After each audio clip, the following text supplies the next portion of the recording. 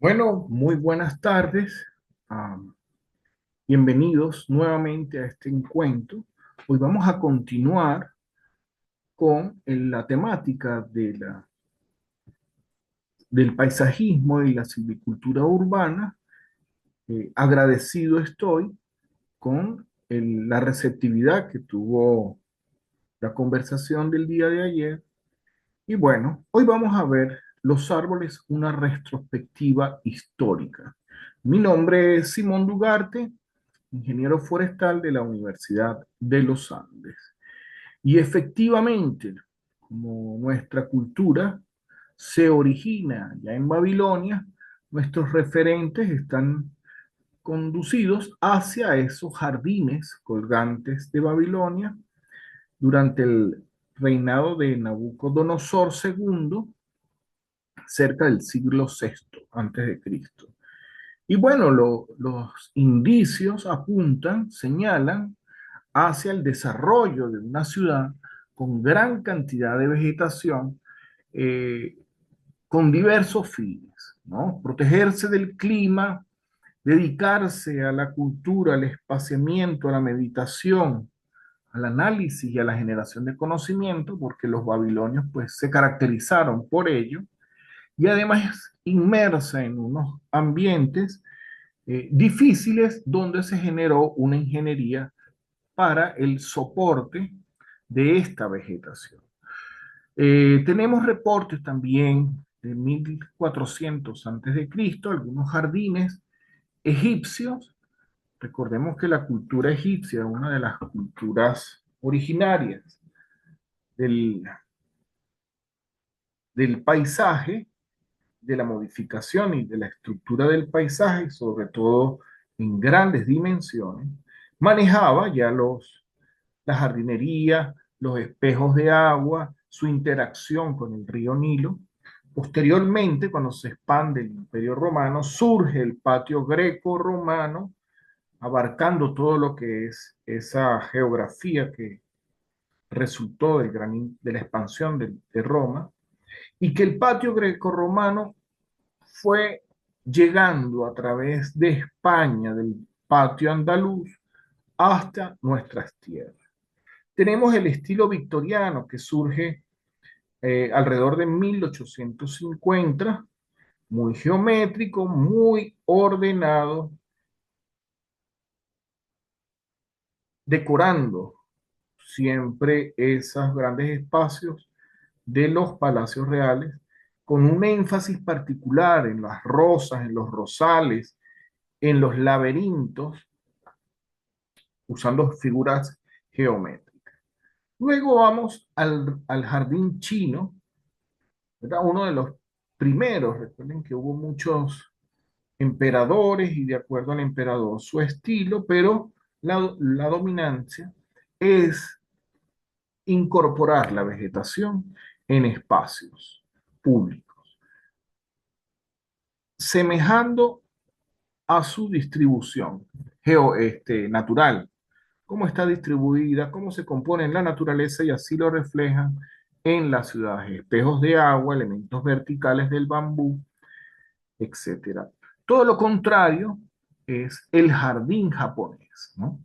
Especialmente el periodo Heian, que es uno de los exponentes más importantes de la estética vegetal en Japón, 794 hasta 1100 antes, después de Cristo.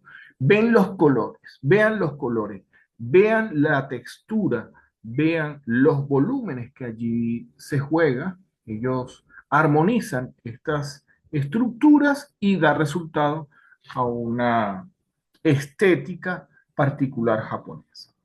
En el área indo-persa, el Chaharba, tenemos grandes jardines geométricos con un eje constituido por un espejo de agua que conduce siempre al esplendor del palacio, al esplendor real, ¿verdad? Reafirma este tipo de jardines el poderío señorial de los emperadores de este reino. Y el clásico Jardín de Versalles, grandes espejos de agua, comienzan a utilizarse las fuentes geométricos eh, muy monocromáticos y con diversos elementos verticales en esos grandes espacios que Francia destinó para los jardines. A continuación, vamos a hacer un recuento de lo que es la legislación para el paisajismo y la silvicultura urbana en Venezuela. Y les traigo aquí una representación de lo que sería una pirámide de Kelsen para este conjunto de leyes que nos indica la que nos indica cómo emana en forma de cascada este sistema legal para Venezuela. Y en la cumbre de la pirámide tenemos la Constitución de la República Bolivariana. De ella emanan diferentes leyes orgánicas, ¿verdad? De mayor jerarquía a menor jerarquía. Tenemos la Ley Orgánica para la Ordenación del Territorio, Ley Orgánica del Ambiente, Ley Orgánica de Ordenación Urbanística y en una base amplia la Ley de Bosques. En la imagen nos acompaña, ¿verdad? La especie de micrófonos, una zingiberácea dedicada también al ornato, una flor netamente tropical original de Hawái. Y los setos, por supuesto, del Museo Tecnológico de Mérida, con su contraste de colores y su geometría. Desde el punto de vista legal, podemos indicar que en nuestra Constitución el ámbito ambiental está disperso a lo largo de todo el artículo. Es un eje transversal, abarca todos los ámbitos de la República que se consagran en esta Constitución. Y en el preámbulo se considera como un valor y introduce el concepto de bienes jurídicos ambientales como un patrimonio común e irrenunciable de la humanidad. La esencia de esta constitución es el bienestar del pueblo, por lo tanto, el paisajismo y la silvicultura urbana actúan en función del artículo tercero de la Constitución. Hay un artículo que se los traigo acá, que es el 55, y dice que toda persona tiene derecho a la protección por parte del Estado a través de los organismos de seguridad ciudadana regulados por ley, a ser amparados ante una amenaza. ¿Por qué les traigo este artículo? Sencillamente porque muchos de los árboles que se encuentran en las urbes, al no tener un adecuado manejo silvicultural urbano, se transforman en un riesgo, no solamente para los bienes materiales, para las casas, para los servicios, los tendidos eléctricos, sino para la integridad personal. Entonces, cuando se dan estos casos, en el ejercicio público se invoca este artículo para la protección tanto de los bienes como de las personas cuando existe un árbol en riesgo. Y el Estado, según nuestra Constitución, debe desarrollar políticas para elevar la calidad de vida. Y la calidad de vida comienza por nuestro entorno inmediato, para que nos sintamos agradados, bien, positivos, que los niños vayan a escuelas con armonía, con paisaje, que los impulse a el crecimiento, nos impulse a todos al crecimiento de la sociedad. El 99, el Estado es el que se encarga de la conservación, el enriquecimiento y la restauración del patrimonio cultural tangible e intangible de la nación. Y muchos de estos espacios dedicados al paisaje son patrimonio nacional, patrimonios de la nación en diverso grado. Y el clásico que se encuentra en nuestra Constitución es el artículo 127 de los derechos ambientales. Es una de las constituciones que consagra el derecho ambiental por primera vez y eh, da un especial énfasis a que es un derecho individual y colectivo, que además eh, de estas y de las siguientes generaciones de disfrutar un ambiente sano y ecológicamente equilibrado y que el Estado asume la protección de este derecho.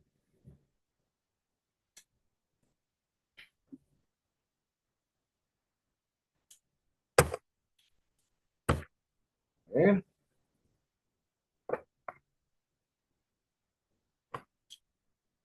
¿Verdad? El Estado, por lo tanto, desarrolla políticas de ordenación. Este tema es muy importante y lo vamos a seguir tomando. La ordenación tanto del territorio es de gran importancia para el desarrollo, atendiendo a las realidades ecológicas, geográficas, sociales y económicas.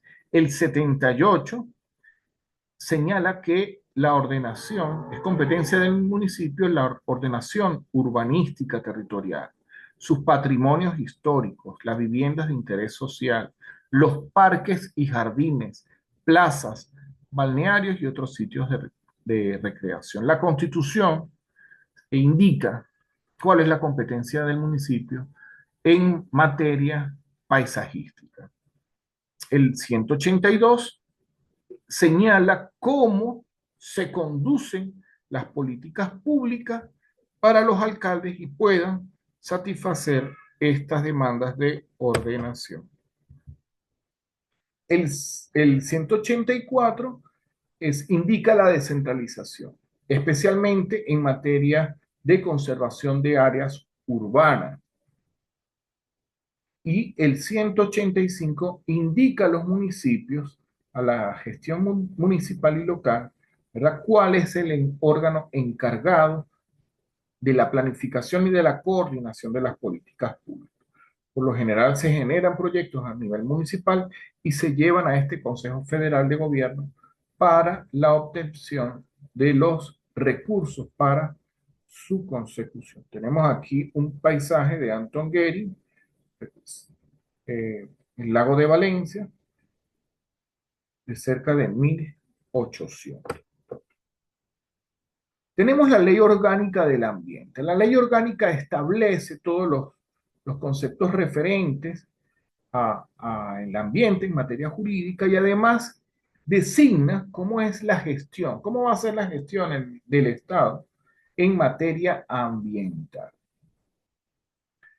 Y en el artículo dice que el paradigma del desarrollo sustentable es un derecho y un deber del Estado y de la sociedad. Asigna el derecho a estos dos elementos, al Estado y a la sociedad. Un derecho de ambos. Y esto da origen a la corresponsabilidad, que la veremos más adelante. Define también conceptos desde el punto de vista jurídico como ambiente, bienestar social, gestión del ambiente, la planificación ambiental y la política ambiental. Y señala como principios de la gestión ambiental y que es corresponsabilidad del Estado, la sociedad y las personas, la prevención, la precaución, la participación ciudadana, el concepto de tutela efectiva, educación ambiental, la limitación de los derechos individuales en materia ambiental, la responsabilidad en los daños ambientales y la evaluación del impacto ambiental y daños ambientales. En el artículo 15 señala que tanto el poder público nacional, estatal y municipal son responsables de la aplicación de los principios de esta ley. Tenemos aquí, dedicado a la profesora Yadel Táchira, una imagen del Táchira de Anton Gehring durante su estadía. La educación ambiental es una estrategia y está concebida en esta ley.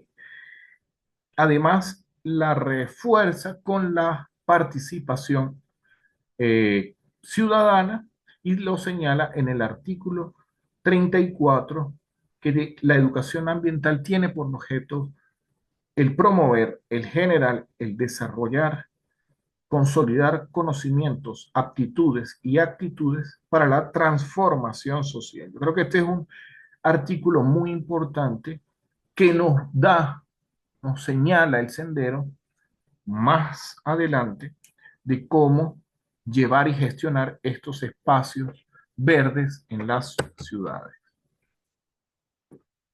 Bueno, la ley eh, también contempla la participación ciudadana y señala que es un derecho y un deber participar en asuntos relativos a la gestión del ambiente. Tenemos aquí la imagen de la Plaza Mayor, en ese momento aún era Plaza Mayor de Anton Gay, de Mérida, con la Sierra Nevada realmente nevada en ese momento.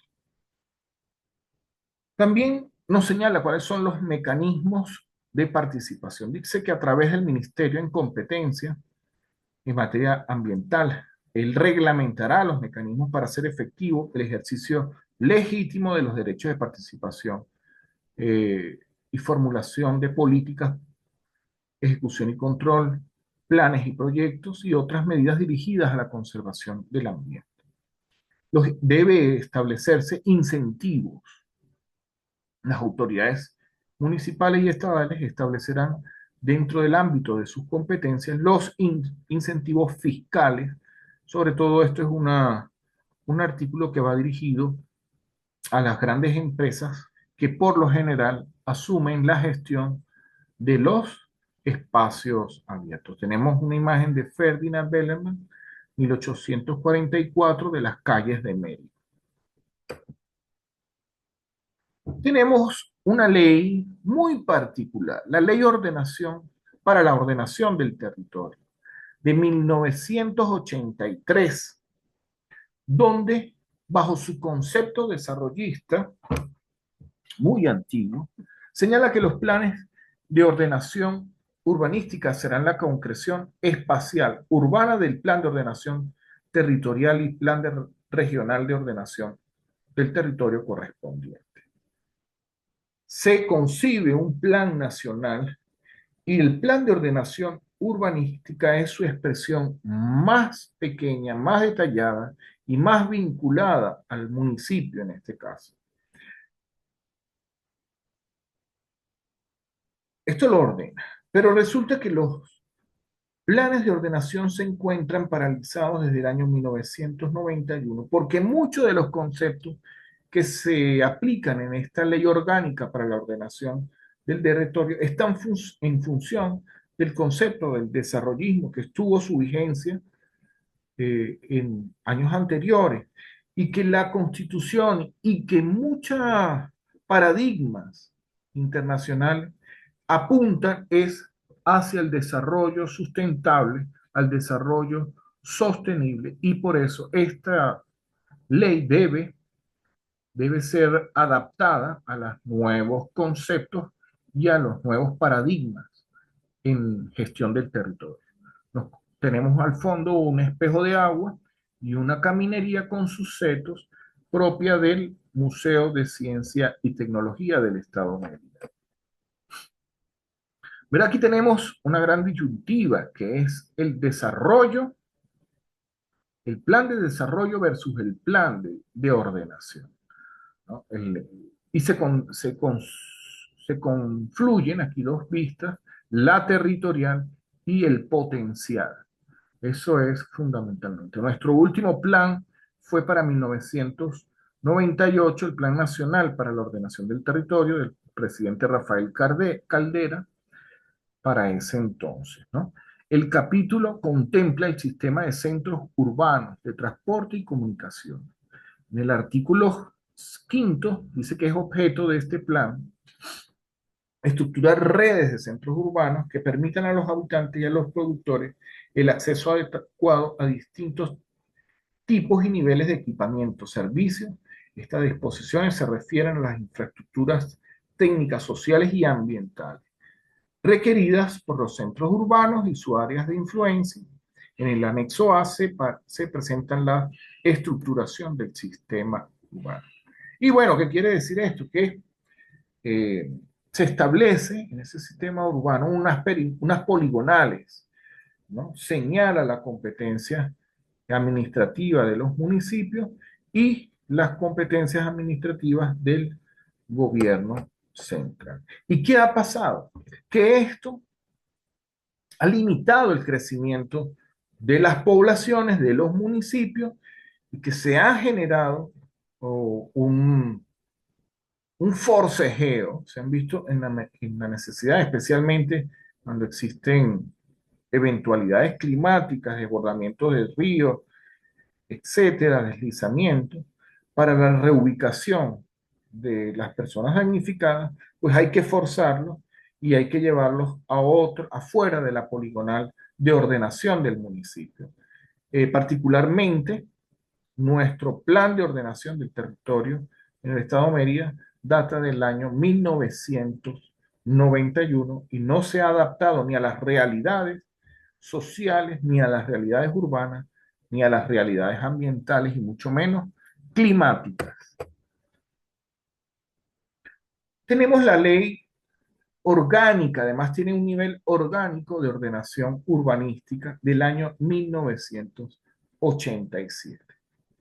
Y el objeto de esta ley es el desarrollo urbanístico en todo el territorio nacional, da las pautas, marca las pautas para que este desarrollo sea lo más ordenado posible, declara de interés nacional la ordenación urbanística, ¿verdad?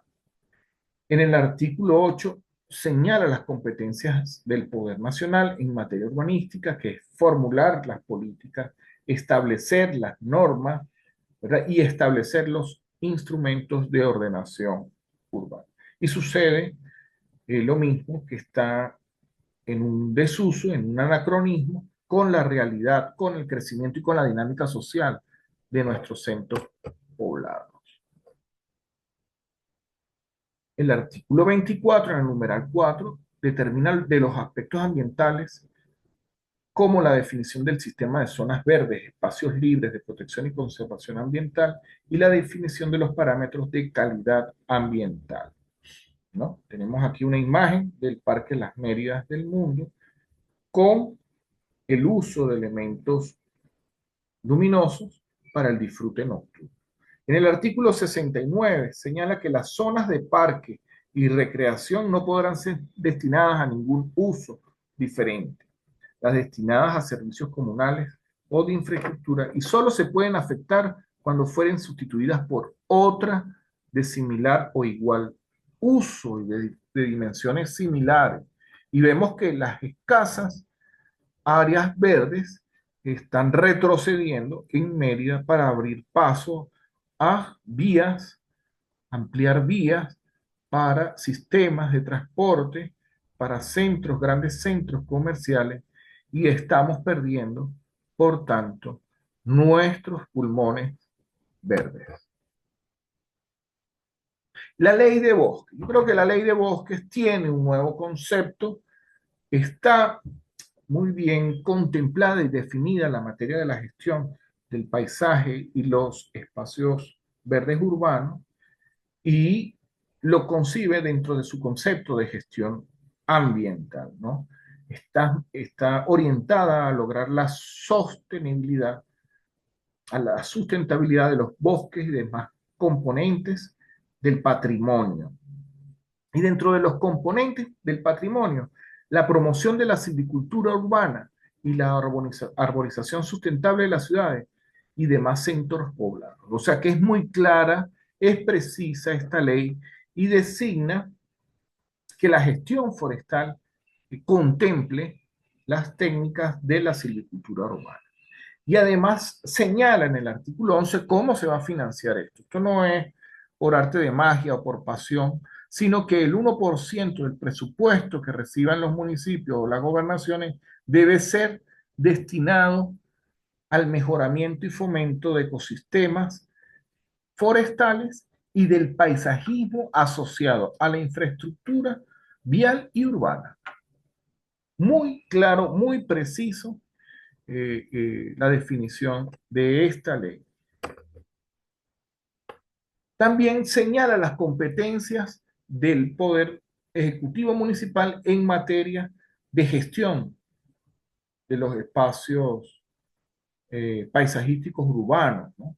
Corresponde al municipio planificar el mejoramiento y recuperación del patrimonio forestal municipal, velar por la conservación y mantenimiento de los árboles fuera del bosque, los que están aquí en ciudades, y otorgar permisos y autorizaciones de tala y poda con fines de seguridad y mantenimiento. Esto se realiza, pero es necesario precisar las técnicas.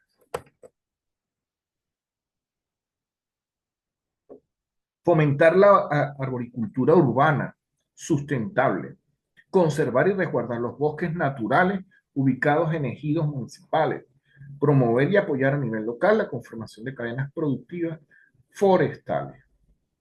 Entonces, continuamos viendo que las competencias municipales están muy bien establecidas. Nos acompaña una imagen de las plantaciones de nirgua manejadas que están dando paso a una sucesión de bosque nativo. Apoyar los programas nacionales de formación y difusión de la cultura del bosque.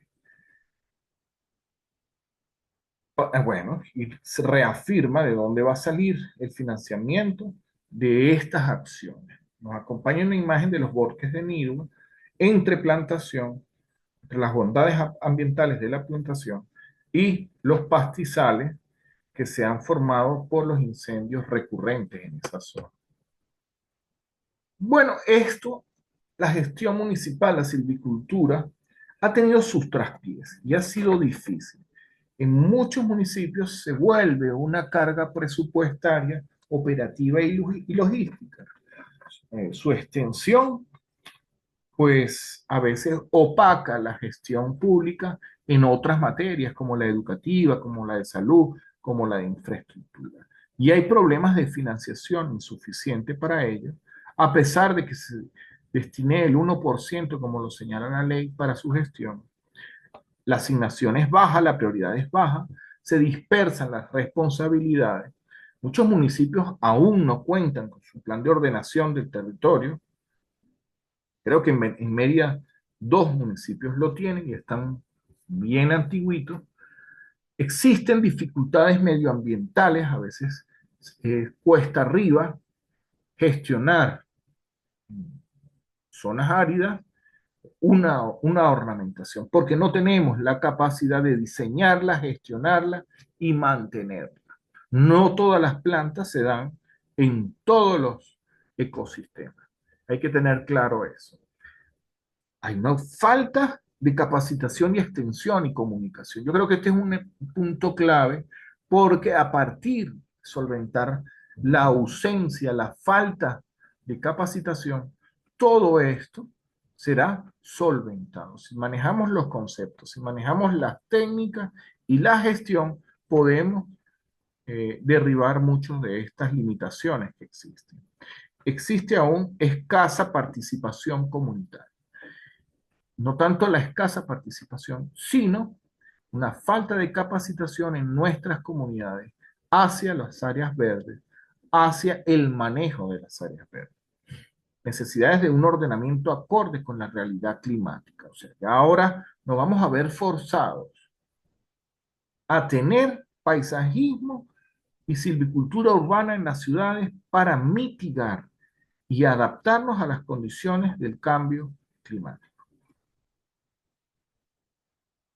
Bueno, y para ello, en el año 2009, la Compañía Nacional de Reforestación generó una guía ilustrada de herramientas para jardinería, no solamente para herramientas, se generó también una guía ilustrada de especies a utilizarse en jardinería y se generó en la Coordinación Estatal Mérida, ¿verdad?, una propuesta de programa para la creación de la Escuela de Jardinería en la urbanización Tobías Lace, en Caracas, bajo el auspicio del Ministerio del Ambiente y, por supuesto, la Compañía Nacional de Reforestación. Y aquí tenemos lo que son las imágenes de un vivero para plantas ornamentales y algunos espacios, en este caso, nuestro parque Chorros de Milla, parque zoológico. ¿Verdad? Que hay unas actividades que se realizaron junto con esta escuela, y aquí está la propuesta curricular para la formación de peritos en jardinería y ornamentación, que de esto vamos a conversar más adelante, ¿verdad? Y cómo era una situación anterior de la avenida de los Próceres y cómo se hizo los procesos de restauración y de adecuación para tener una situación actual. Ahora, esto es necesario contemplarlo en los proyectos, cuál es el mantenimiento y la gestión de estos espacios. No solamente es la planificación fundacional, sino estamos trabajando con la naturaleza. Hay que intervenir periódicamente, hacer los mantenimientos, los mejoramientos, las sustituciones, el embellecimiento, el control fitosanitario, ¿verdad? Y la educación, siempre la educación y la formación por delante. Y aquí se realizó una propuesta, ¿verdad? De 3 módulos, un módulo introductorio, un módulo de producción y un diseño y manejo con sus talleres. Esto está enmarcado en una propuesta de formación andragógica. Era para formar a esos jardineros que están en las alcaldías, en las instituciones públicas, y debemos manejar la historia, las técnicas de estudio y especialmente la oralidad y la elaboración de informes, porque esto es una gestión, tenemos que estar informando cuáles fueron nuestros rendimientos, cuáles fueron las limitaciones, cuánta agua potable utilizamos, cuánto combustible, cuántos camiones de sustrato necesitamos para sustitución, cuáles son las plantas, las especies, ¿verdad? Entonces, estas técnicas son necesarias darlas de manera básica. Una botánica básica para identificar, describir plantas. Ecología urbana, los principios de su ecología, las zonas de vida, definiciones ecológicas, importancia de la ecología en zonas urbanas, las poblaciones, ecología de poblaciones, por supuesto. La producción, suelos, sustratos y nutrición, producción vegetal y producción social, con sus respectivos temas sugeridos. En diseño y manejo de jardines, ya tenemos que ver los tipos de jardines, obras civiles en jardines, senderos, iluminación, agua, componentes estructurales de la vegetación, paleta, la paleta de colores vegetal y de textura, manejo fitosanitario o prevención del riesgo fitosanitario, establecimiento y manejo de jardines, densidades, métodos de plantaciones, manejo de copas, manejo de raíces. No le tengamos miedo a esos árboles. Existe una tecnología para tener presentes a los árboles en las ciudades, y para ello es la silvicultura urbana. El establecimiento y manejo, su mantenimiento, control de manejo de malezas, plagas y enfermedades, control biológico y químico en espacios públicos, las tecnologías, los sustratos artificiales, las maquinarias, mecánica 2 tiempos y 4 tiempos, la iluminación, la electricidad en esos espacios. No vamos a llenar esos espacios con cables de árbol a árbol, ¿verdad? Eso hay que diseñarlo, hay que ponerle un poco de ingenio a esa infraestructura básica de servicio. Los sistemas de riego y los principios de hidráulica. ¿Por qué? Porque vamos a manejar espejos de agua, vamos a manejar fuentes, colores, tiempos del agua, sonidos, direcciones y caudales. Entonces, que esto fue una propuesta curricular para, en esa época, la escuela de jardinería, que funcionó. Creo que aún se continúa su accionar allá en la Rinconada.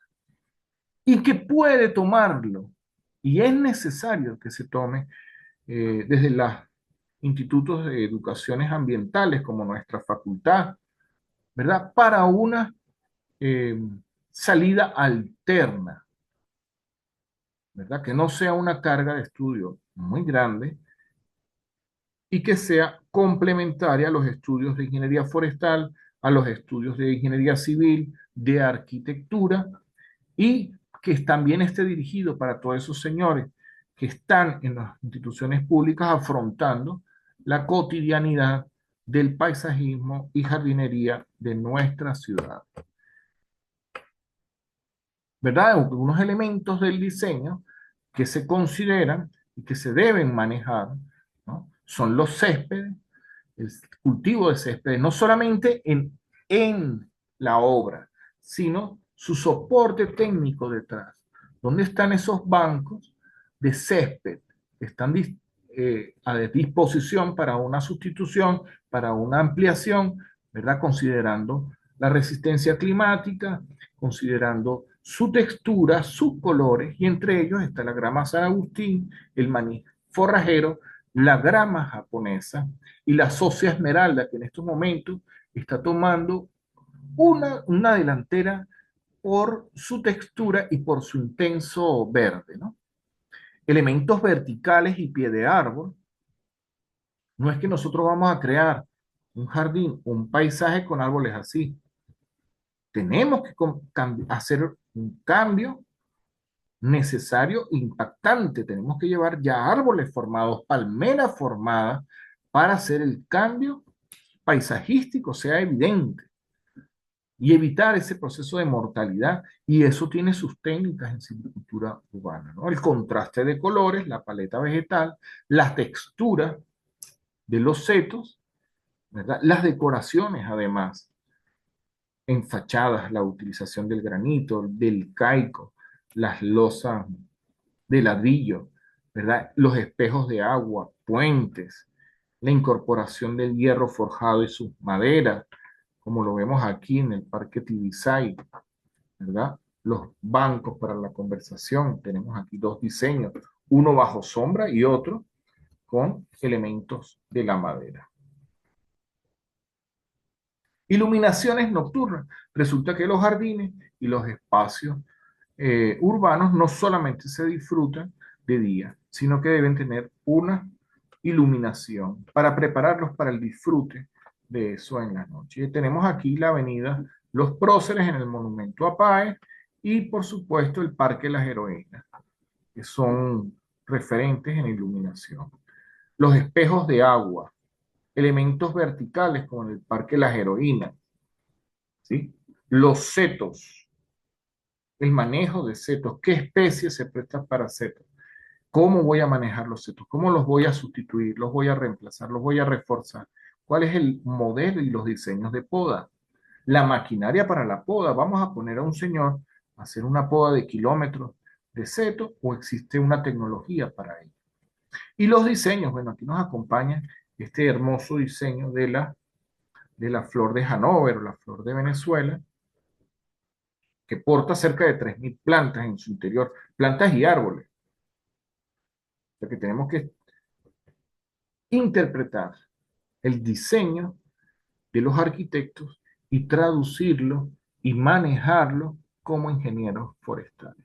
Y la capacitación del personal, ¿no? Es clave, la movilidad, el manejo del riesgo, ¿verdad? La movilización y todas las condiciones laborales que se le debe brindar a estas personas laborales, y entre esas está la capacitación.